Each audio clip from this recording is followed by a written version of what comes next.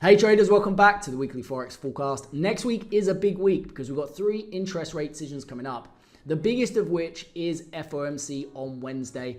The Federal Reserve are set to cut most likely by 25 basis points because last week we had CPI on Wednesday coming out hotter than expected on a month-over-month basis. And we had PPI coming out hotter than expected the day after on a month-over-month basis. So I'm going to be showing you the exact setups. I'm going to be looking at trading next week in and around or before and after the interest rate decisions that are coming up. And if we look at the dollar, in all likelihood, you can never guarantee how price will respond, even in a cut, because forward guidance, what the Fed are going to do in the future, is also important. But it does look like, on balance, we are headed for further downside in the dollar. So where are we likely to come to? Well, any further downside in the DXY next week is likely to trade into, first of all, below its weekly lower bound here in the hedge dash system at the 100.26. Why is it likely to trade below that? Because the market is weak. And at the same time, if we get a bearish catalyst, this is very often where you'll see those initial first upper and lower bounds breaking and the market can go to its second upper or lower bound. So I do think we're probably going to see further downside, but pay attention to the 99.92 because this is the monthly lower bound in the hedge dash system. And what this means is, on a monthly basis, if we start to trade below the 99.92, which I think is a good chance after any rate cut on Wednesday, then we're very likely going to, in all probability, find support more or less for the rest of the month. And the dollar is likely to struggle to go much lower or significantly lower than 99.92. So keep those levels on your charts.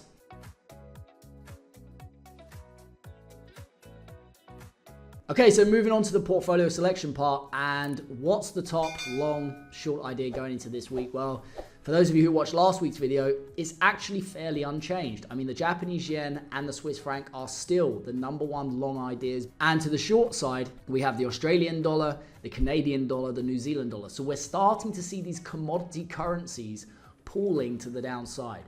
Now, with the US indices last week, the S&P and also the Nasdaq, these actually lifted into their upper bounds. They're starting to push above their upper bounds and we saw some strength. However, we noted last week in the 2 videos as well at the weekend that the currencies tend to lead and they give you an idea for risk on and risk off. And when you see commodity currencies pooling at the bottom of the hedge dash performance metrics, it means that we are actually still seeing some risk off, because when commodities are underperforming, this is a reflection most often of a lack of demand, unless you have a massive oversupply. But you're going to have that in multiple commodities all at the same time. What we're seeing here is a global slowdown and the loss of demand for commodities. So we are starting to see risk off still in the markets in general. And so to the downside, the obvious ones are going to be Aussie franc. Once again, I'm going to be looking at Aussie yen. We're going to be looking at CAD yen to the downside, CAD franc to the downside, New Zealand franc to the downside, New Zealand yen to the downside. And remember, if we get a cut from the FOMC on Wednesday and we get further downside in the dollar, what is the currency that's most likely going to benefit from weakness in the dollar? It will be the Japanese yen, because we're seeing that repatriation go back into the Japanese yen and assets in Japan, which are denominated in Japanese yen. So the 2 long ideas are pretty straightforward, the same as last week. It really just leaves one other long idea to pair versus the Aussie, the CAD, and the New Zealand. I like to take 3, each week as the top ones to the upside and the downside. And really, that's either going to be the pound or the dollar. Now, if we're going to get a cut and we are going to see weakness in the US dollar, then I would prefer the final 3 pairs to be pound Aussie to the upside, pound CAD to the upside, pound New Zealand to the upside. We also have next week on Thursday, the Bank of England. And the Bank of England, unlike the Federal Reserve, are expected to hold interest rates. So we actually have, we're trying to choose between the pound and the dollar. The pound is still in the bullish side, the performance metrics. The dollar is in the bearish side. So that's, 1 tick against the pound, cross against the dollar.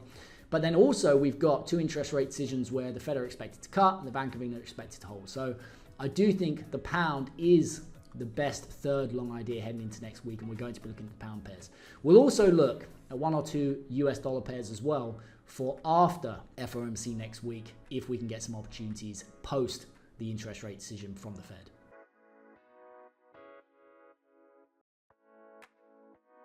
Okay, so kicking off the watch list with crude oil, which we do every single week. Now, crude oil is a good short, and it's been a market I've been highlighting to the downside in previous videos. But notice this, we traded into the monthly lower bound, so for September, and notice how it bounced, a little bit of volatility below it. But once we start to trade below this, notice how crude oil starts to struggle. This is exactly what I was talking about with the dollar. If we start to trade down below the monthly lower bound, expect the dollar, not to the tick, because we're looking at the 4-hour chart here. You're going to get some volatility around these levels, but expect the dollar to start to struggle a little bit below the monthly lower bound that I outlined for you.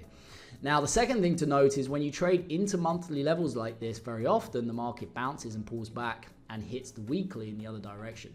So I would not be surprised to see oil pushing up towards the 72.11, but I can only be short or do nothing. I cannot buy crude oil next week. So with that being the case, taking the monthly levels off, what I'm looking for is this. I'd like to see the market pull back, test its upper bound. We'll be trading right into this low as well, which is where it bounced, broke through. So essentially we're stair-stepping this low. We break through it, we pull back, retest it as resistance. If we breach the 72.11, we become overbought intra-week.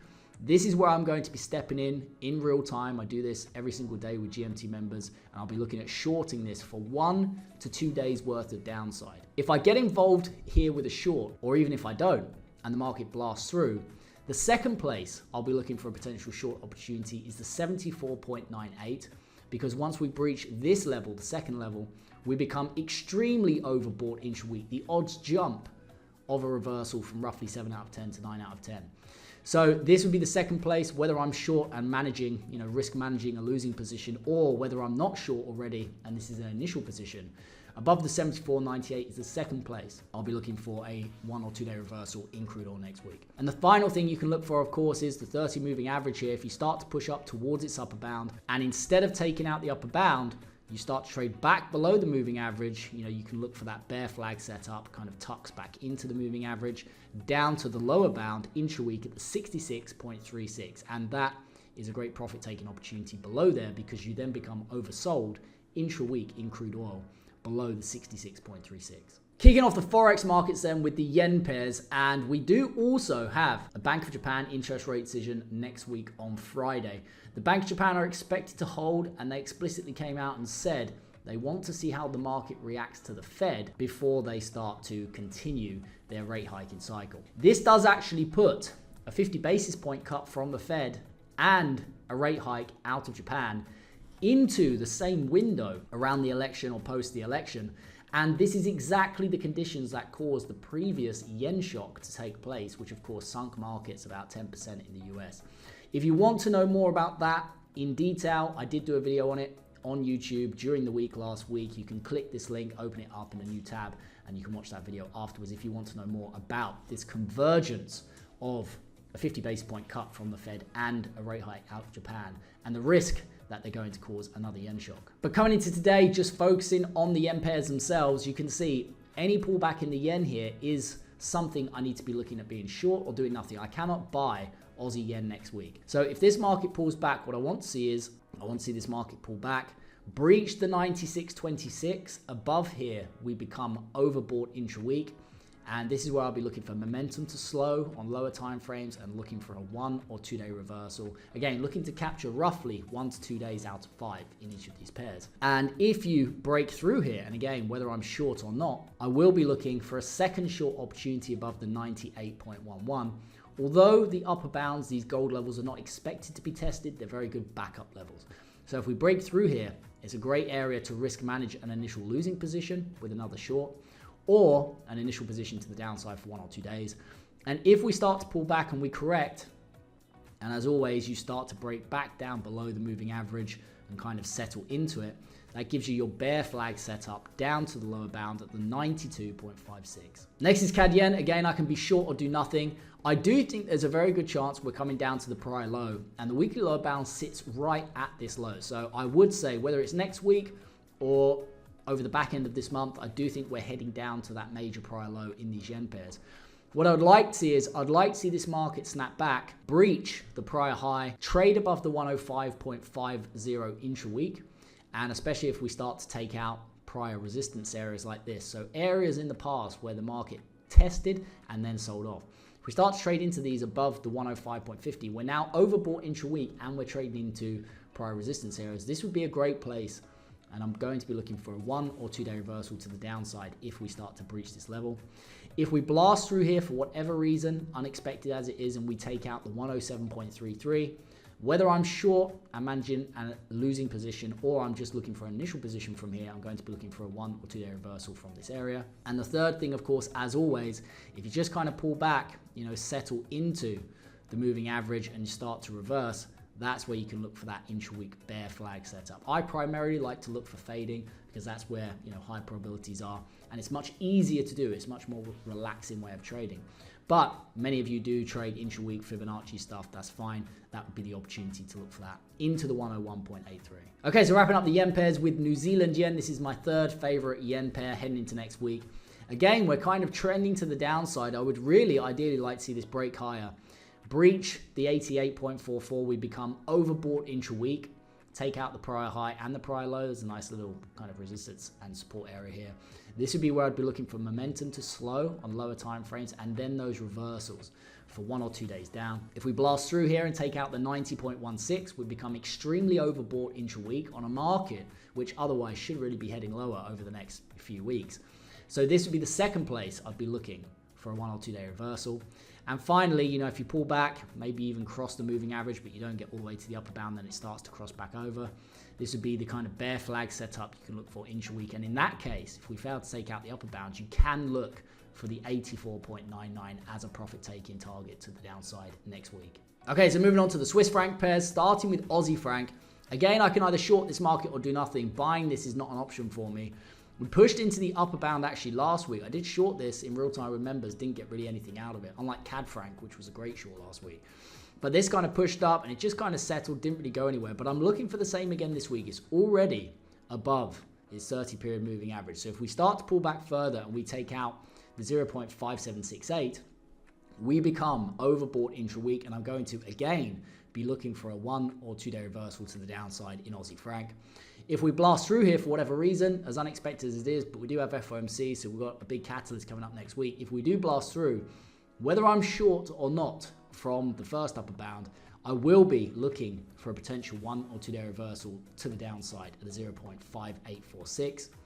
And finally, if we start to make our way back towards here, but intra-week, we fail to get there, and you start to see this just crossing back over with momentum, you can look for that kind of moving average to turn, and the pullback kind of settles into its moving average, and then you kind of get that push away. That's that kind of bear flag setup in this case, very much like this, very much like this, very much like this. You can look very much like this. You can look for that bear flag setup into the 0.5611. And also, I would expect this prior low to be taken out as well. Next is CAD franc, highlighted last week as a short or do nothing. We did actually trade above the weekly upper bound. And this is exactly the kind of setup I'm trying to profit from. You see it reverse, peaks and reverses, and we get a really nice sell-off. This was a great Forex trade, which I took in real time, posted to members last week. And again, I'm looking to short it this week. If we start to push back and we take out the upper bound again and we take out this high, especially with crude oil being weak, remember, weakness in crude oil is feeding through to weakness in the Canadian dollar because it's an oil exporting country, and therefore a lack of demand for oil is a lack of demand for Canadian dollars. So we breach above the 0.63159 next week and we take out this high. I'm going to again be looking for a 1 or 2 day reversal to the downside in this market. If we blast through here and take out the 0.6382, whether I'm short or not, this is the second place. I'll be looking for a 1 or 2 day reversal to the downside. And if we start to trade towards the upper bound, but we don't quite get there, and you start to see it breaking back down below its moving average, and it kind of settles into it with this kind of bear flag setup, you can look for this into the lower bound at the 0.6182. And the final franc pair is New Zealand franc. Again, I can either be short or do nothing. Buying this is not an option. I wanted to short this last week. We didn't quite get up to the upper bound, if I remember correctly. And any kind of pullback this week into its upper bound at the 0.5301, you can see we've already crossed the moving average. So I wouldn't be surprised if it comes up, takes this out. I'm going to be looking for a lower high, and we could actually be looking for a third wave down as well. If we take out this low, that's where any kind of third wave would potentially kick in. So I do like any shorts above the 0.5301 for a 1 or 2 day reversal at least. If not, looking to hold this, for a bigger move. But just on a short-term basis, if we blast through here, take out the prior high, and we breach the 0.5374, we become extremely overbought on the week, and I would be looking for a 1 or 2 day reversal, whether I'm short and risk managing that initial losing position or this is a new position. Above the 0.5374 is a good short opportunity to look for. And finally, as always, we start to break back down below the moving average, and you kind of pull back and settle into it. That's when you can get that kind of intra-week bear flag set up down to the 0.5155. Next is Pound Aussie. Now I can either be a buyer or do nothing. I cannot sell this market next week. What I'd like to see, and preferably before Thursday, so if we can be in and out of pound pairs, before Thursday. Same with the yen pairs. If we can be in and out of them by Friday's BOJ, all the better. I'd like to see this. We've already crossed over the moving average. I'd like to see this come down, take out the 1.94115. Bear in mind, the Aussie franc and Aussie yen pairs I prefer over pound Aussie next week. In fact, I prefer all of the franc pairs and all of the yen pairs as a preference, but pound pairs are also on my radar. But I really think the franc pairs and the yen pairs are the best setup. But if we trade into the 1.9411, I will consider looking for a 1 or 2 day reversal to the upside in pound Aussie.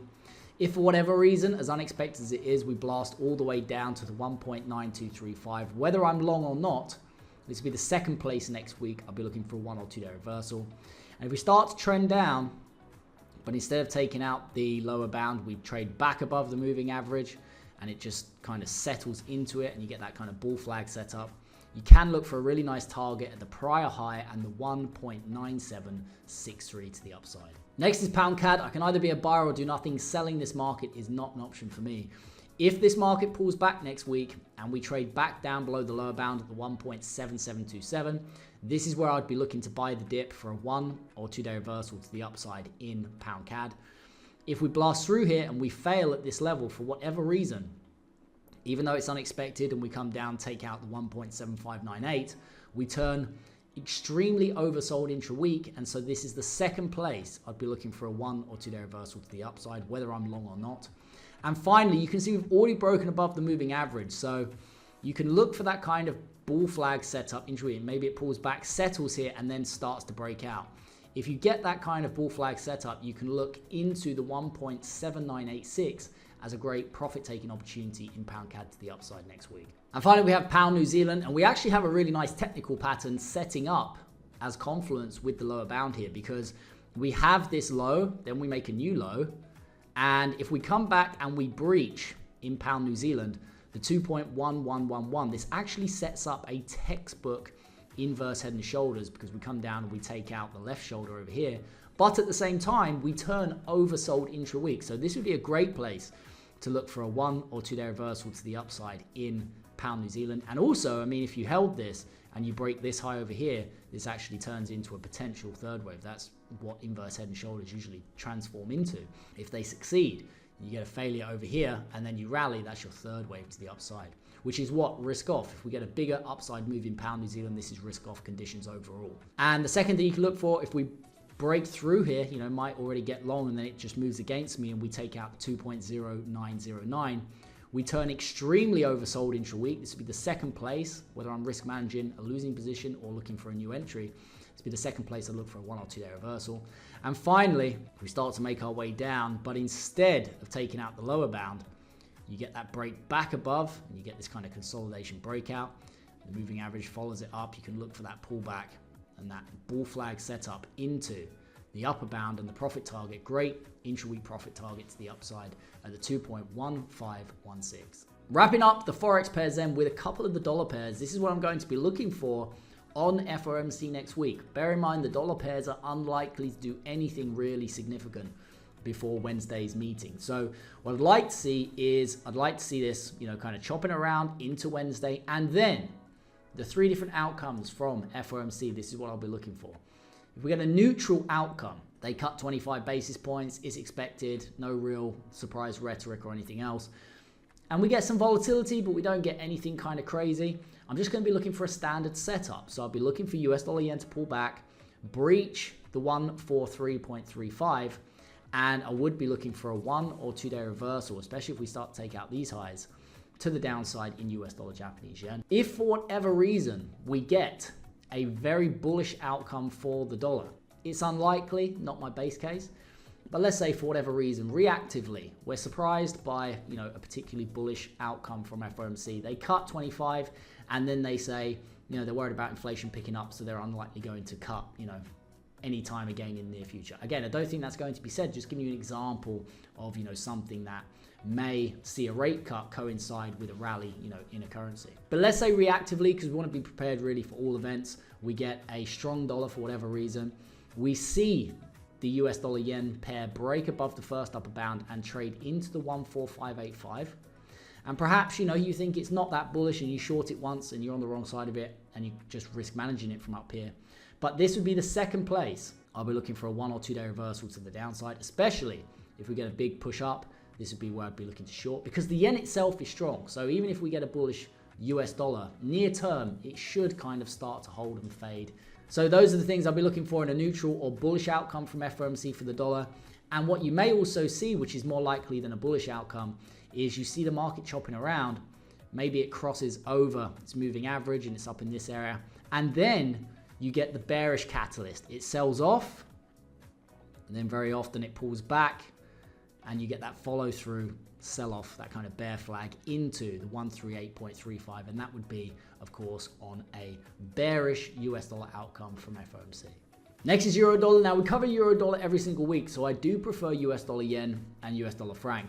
However, I'd be looking at this in a similar way. If we start to get a neutral outcome from FOMC, I would be looking for euro dollar to just trade into its lower bound below the 1.09915. We become oversold intra-week. That's why I'd be looking for a 1 or 2 day reversal. If we get a bullish response from the dollar for whatever reason, even though it's not really expected, and we end up coming all the way down to the 1.0906, whether I'm already long or not, this would be the second place. I'd be looking for a 1 or 2 day reversal to the upside. Although I would, again, prefer to trade US dollar franc and US dollar yen in that case. And if we get a bearish outcome for the US dollar from FOMC on Wednesday, you can look for that intra-week breakout. It'll probably do nothing beforehand, and then you start to get the breakout intra-week, pull back, and you get that follow through into, in this case, this high over here, and the 1.1161. Okay, so finishing with US dollar franc before we move on to gold and silver, I'm looking for exactly the same thing. The market is chopping around, it does nothing into Wednesday. We get a neutral reaction, that means nothing's really happened, just looking for a standard setup. We pull back, we breach the 0.8585. I'm going to be looking, once we turn overbought intra-week, for a 1 or 2 day reversal to the downside in US dollar franc. If we get a bullish outcome for whatever reason, even though it's not expected, and we blast through here and take out the 0.8679, even with a catalyst, we should be looking at the market in all likelihood to kind of pause or reverse at this level intra-week. So this would be the second place. I'll be looking for a 1 or 2 day reversal to the downside. And again, if we're just kind of pushing up and you get the moving average following it, and then you get a bearish outcome from FOMC, maybe they cut 50 basis points unexpectedly or whatever, you get a bearish outcome. You don't have to be predictive. You can be reactive with these things. It's going to be much easier to make money if you're trading reactively than if you're trying to predict things which, generally speaking, are unpredictable most of the time. So you get a reactive sell-off. Usually it doesn't go all the way down. Usually it will pull back and kind of get that bear flag follow through into the lower bound and down to the prior low here as well below the 0.8398.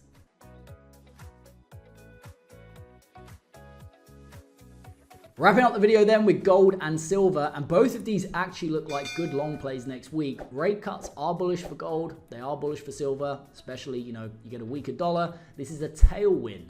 It's supportive of both gold and silver and precious metals in general.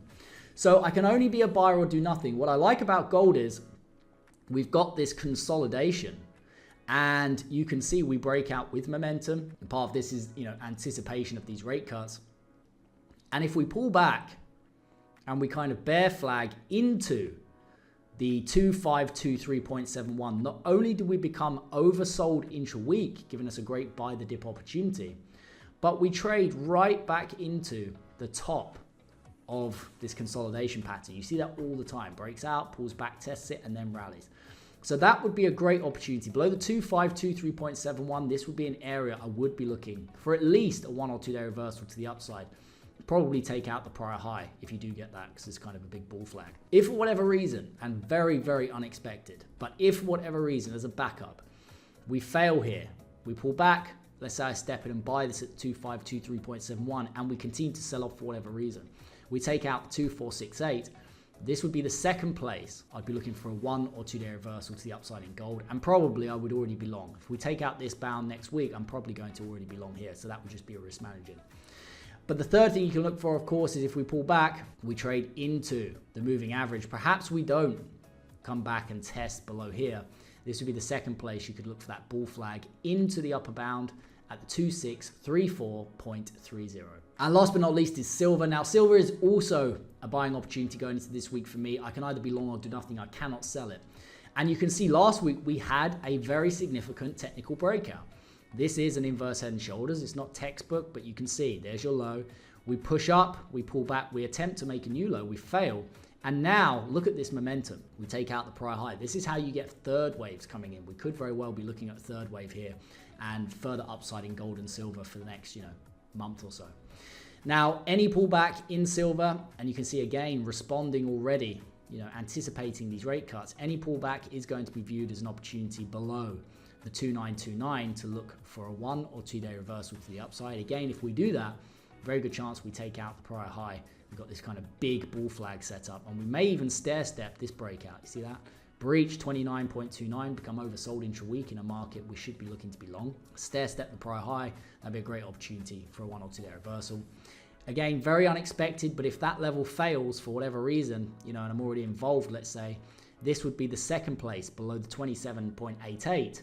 I'll be looking for a 1 or 2 day reversal. That's where we become extremely oversold intra-week.